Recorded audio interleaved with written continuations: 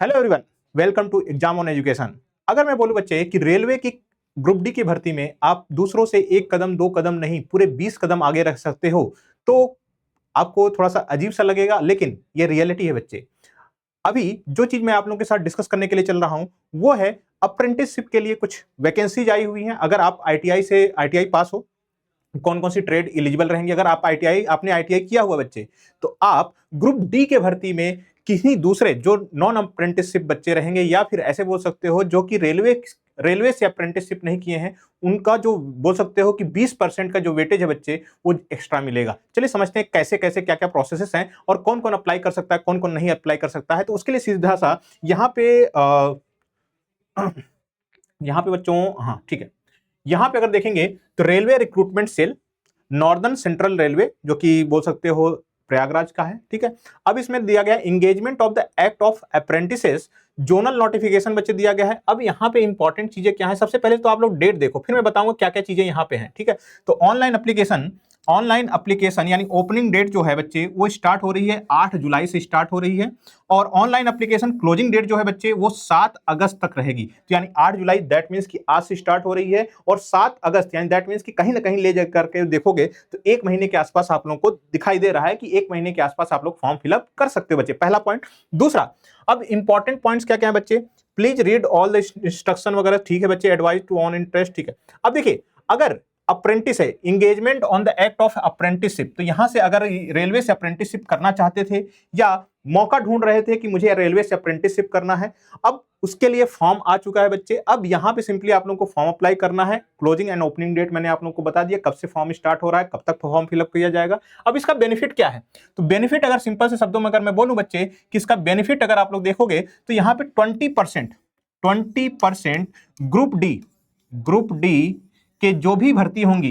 Group D railway में group D की जो भी भर्ती होंगी उसमें 20% आपको वेटेज एक्स्ट्रा दिया जाएगा। तो अगर आप चाहते थे तो इस चीज को आप लोग कंसीडर कर सकते हो बच्चे, ठीक है। नीचे बढ़ते हैं, कुछ इंपॉर्टेंट चीजें मैं आप लोगों के साथ डिस्कस करना चाहता हूं। अब देखिए एलिजिबिलिटी कंडीशन क्या है, तो अब देखिए एलिजिबिलिटी में सबसे इंपॉर्टेंट क्या है, एज का क्राइटेरिया कितनी होनी चाहिए, 7/7/2026 यानी 7 जुलाई 2026 तक applicant should have completed 15 years, यानी 15 ईयर्स आपका कंप्लीट होना चाहिए।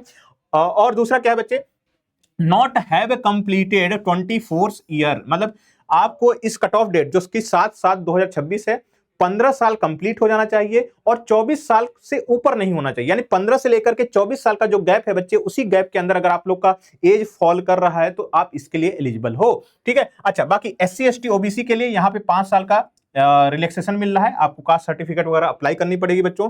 फिर PWD कैंडिडेट्स के लिए यहाँ पे 10 साल का है। तो यानी अगर PWD कैंडिडेट्स हो, ठीक है, PWBD कैंडिडेट्स हो बच्चे, पर्सन विथ बेंचमार्क डिसेबिलिटी हो, तो वहां पे आपको 10 साल का आप लोगों का रिलैक्सेशन प्रोवाइड किया जा रहा है। आगे बढ़ते हैं बच्चों,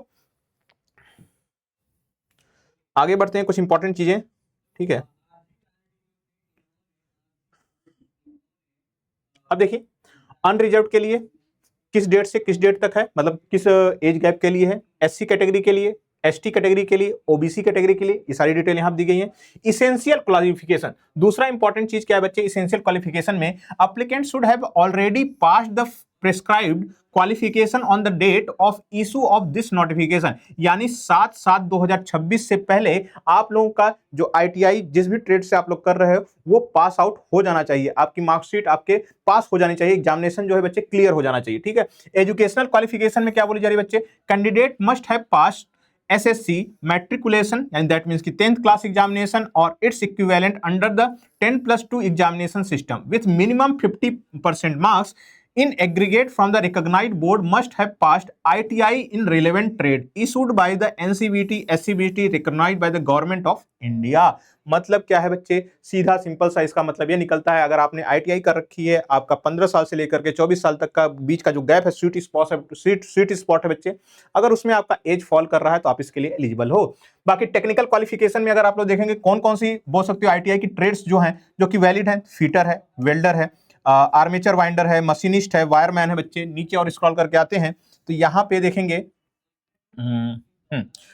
इलेक्ट्रीशियन है, पेंटर है, फिर उसके बाद आते हैं प्लम्बर है, हेल्थ सैनिटरी इंस्पेक्टर है, multimedia and web page designer है, इलेक्ट्रिकल एंड इलेक्ट्रॉनिक्स है बच्चे।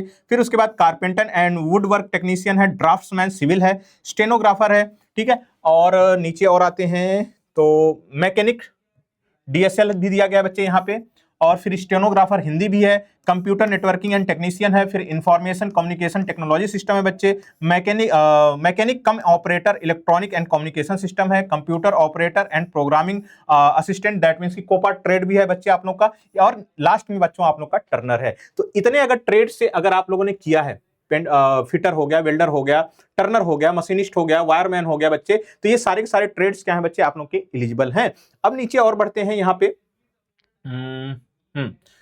अब देखिए यहाँ पे इंपॉर्टेंट नोट है, क्या है, अप्लीकेंट हुज SSC यानी दैट मींस की matriculation and the 10th ITI result are awaited as on the date of notification, that means कि 7/7/2026 तक अगर आपका रिजल्ट जारी नहीं हुआ है तो आप इसके लिए एलिजिबल नहीं हो बच्चे, ठीक है। तो अगर आपका रिजल्ट अभी तक डिक्लेयर नहीं किया गया है बच्चे तो आप इसके लिए एलिजिबल नहीं हो। किस डेट तक? 7/7/2026 यानी 7 जुलाई 2026 तक, ठीक है। फिर नीचे आते हैं, applicant failed in ITI should not apply, अगर आपने ITI में फेल हो गया बच्चे तो इसके लिए अप्लाई नहीं कर सकते हो। और हाँ, engineering graduate and diploma holders are not eligible to apply for the apprenticeship in the response of this notification as they have governed by the separate scheme of apprenticeship, यानी आपके पास अगर डिप्लोमा है या बीटेक कर रखे हो, graduation कर रखे हो तो इसके लिए अप्लाई नहीं कर सकते हो, है ना।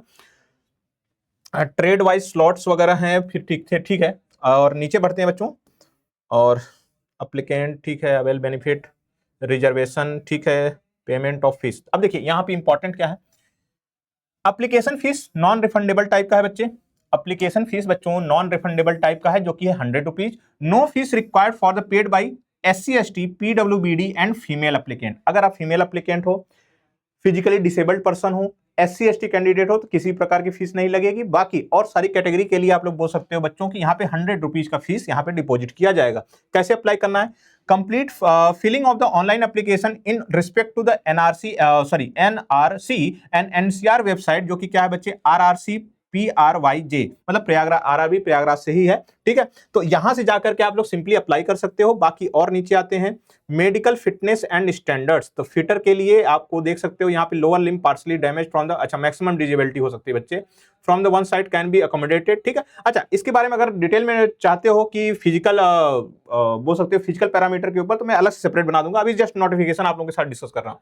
विजुअली इंपेयर्ड वगैरह है, फिटर और प्लम्बर के लिए है, फिर हेल्थ इंपेयर्ड, ठीक है, multiple disability, mood off selection. अब देखिए बच्चे यहाँ पे इंपॉर्टेंट है किस तरीके से आपको सिलेक्ट किया जाएगा। मान लेते हैं आपने अप्लाई कर लिया, लेकिन सिलेक्शन किस बेसिस पे होगी ये भी बहुत ज्यादा इंपॉर्टेंट है। तो selection of the eligible applicant is imparting training under the apprenticeship act 1961 ना, कहां गया, एक सेकंड बच्चों,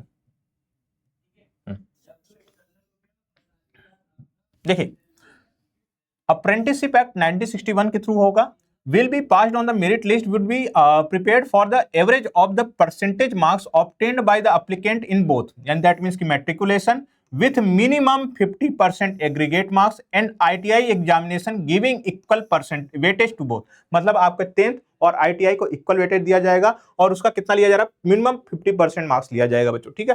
तो यहाँ पे short listed candidate 10 enlisted will be called for the document यानी document verification and certificate verification होगा, और 1.5 टाइम्स को कैंडिडेट को बुलाया जाएगा बच्चों, और उसके बाद कुछ दिया जा रहा है कैलकुलेशन ऑफ द मार्क्स, अच्छा कैलकुलेशन ऑफ द मार्क्स वगैरह के बारे में है यहाँ पे जिक्र, ठीक है, कोई नहीं। और देख लेते हैं ट्रेनिंग पीरियड, हाँ देखिए, अब देखिए जब जितने टाइम का ट्रेनिंग पीरियड होगा तो यहाँ देखिए ट्रेनिंग पीरियड क्या बोला जा रहा है, the selected applicant are required to undergo for the apprenticeship training period for the 1 year, 1 साल का आप लोगों का अप्रेंटिसशिप प्रोग्राम होगा। अब स्टाइपेंड, इस दौरान जब आप लोग ट्रेनिंग कर रहे होगे, अप्रेंटिसशिप कर रहे होगे, तो उसके दौरान आपको पैसा कितना मिलेगा ये भी इंपॉर्टेंट है ना। तो selected candidate engaged as the apprenticeship will undergo the apprenticeship training for a period of 1 year will be paid stipend during the training of the prescribed rate at per the extent of the government rule by the concern of the state government and instructed issued by the railway board। तो approximately मेरे हिसाब से जहां मुझे जितना मेरे को knowledge है बच्चे, उस नॉलेज के हिसाब से मैं बता रहा हूं 11-12 हजार के आसपास स्टाइपेंड आप लोगों को, यानी एक तरीके से बोल सकते हो अप्रेंटिसशिप के दौरान आपको मिलता है। ठीक है, तो बाकी मोड ऑफ एप्लीकेशन क्या होगा, सिंपली ऑनलाइन अप्लाई करना है। कहां से अप्लाई करना है, तो ये इसकी वेबसाइट का मैं यहां पे पिन करा दे रहा हूं बच्चे, यहां पे देख सकते हो क्लियर कट में। और बाकी नीचे और आते हैं, कुछ और चीजें दी गई हैं।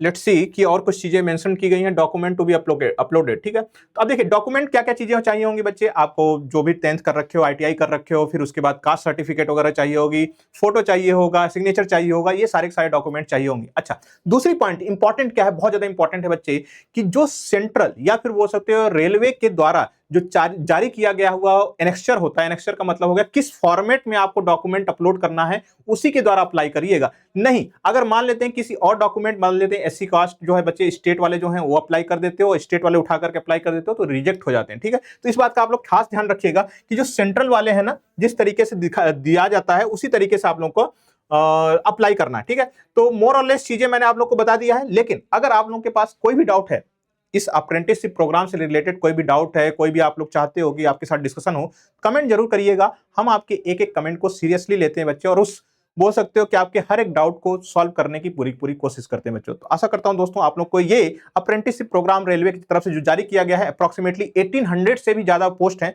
उसके लिए ये नोटिफिकेशन आप लोग को समझ में आया होगा। इसी तरीके के अन्य अपडेट के लिए हमारे चैनल एग्जाम ऑन एजुकेशन को प्लीज सब्सक्राइब कर लीजिएगा।